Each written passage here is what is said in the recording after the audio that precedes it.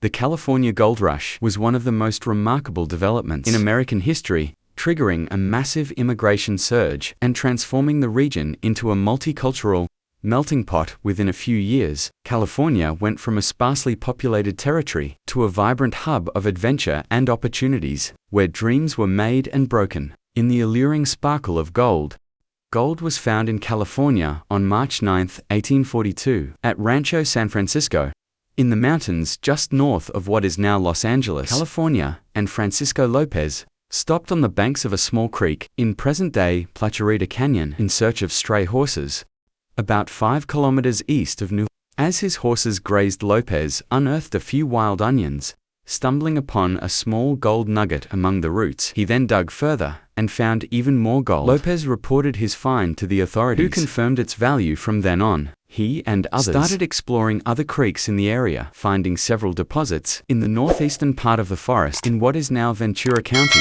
In November of that year, some of the gold was sent to the United States Mint. Although the discovery garnered little attention at the time, the gold rush formally began when James W. Marshall found gold at Sutter's Mill near Coloma, California on January 24, 1848. He was working for the Swiss immigrant, John Sutter, who was building a sawmill in the area. The discovery occurred in the waters of the American River. The discovery was initially kept secret, but news slowly began to spread throughout California. It was further amplified when the newspapers, the Californian and the California Star, published the story in March 1848. Over the course of the summer, the news reached San Francisco and the ports along the Pacific coast, sparking great excitement.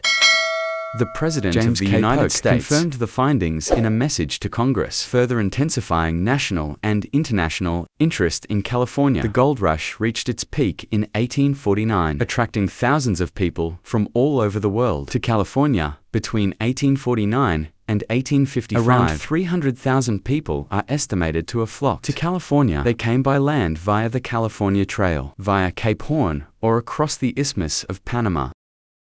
Goldfields were hectic and multicultural places. Most miners lived in temporary camps, and their circumstances were often difficult. Lacking basic supplies, poor housing, and the constant threat of disease, some towns, such as San Francisco, suddenly experienced a huge population increase, going from a small settlement to a thriving city. In just a few years, the first prospectors employed simple methods, such as panning, using a sort of shallow pan, and the rocker box, a wooden container for separating gold from alluvial sand and gravel. These two methods needed not much more than physical strength and determination. As surface gold deposits became depleted, more complex methods, such as hydraulic and quartz reef mining, were devised, requiring capital investment and technology. The gold rush profoundly impacted the Californian and U.S. economies.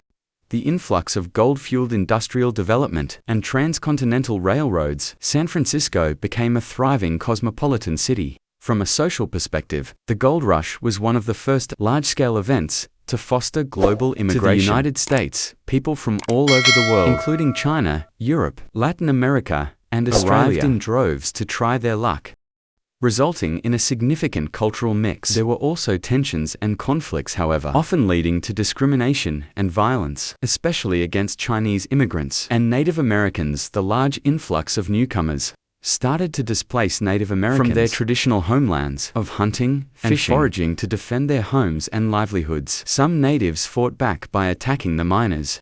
This triggered fierce retaliation against the indigenous villagers. Outgunned and outnumbered, many Native Americans were slaughtered. The ones who managed to escape often starved, as they no longer had access to the areas where they used to forage for food. Recent studies indicate that the traders profited much more than the miners themselves. During the gold rush, a skilled entrepreneur, shopkeeper, and newspaper publisher, Samuel Brennan, was California's wealthiest man. In the early years of this era, he opened the first supply stores in Sacramento, Coloma, and other locations in the goldfields.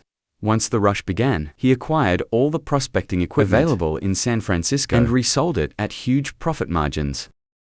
The gold rush started to decline around 1855 as the easier-to-access gold reserves were depleted and mining became more corporate and industrialized. But California had already been irretrievably reshaped, both in development and in population diversity. The California Gold Rush had a legacy. It hastened California's ascension as the 31st U.S. state in 1850 and signaled the beginning of an era of expansion and development in the American West. The cities founded and the infrastructure developed during this era formed the bedrock of modern California,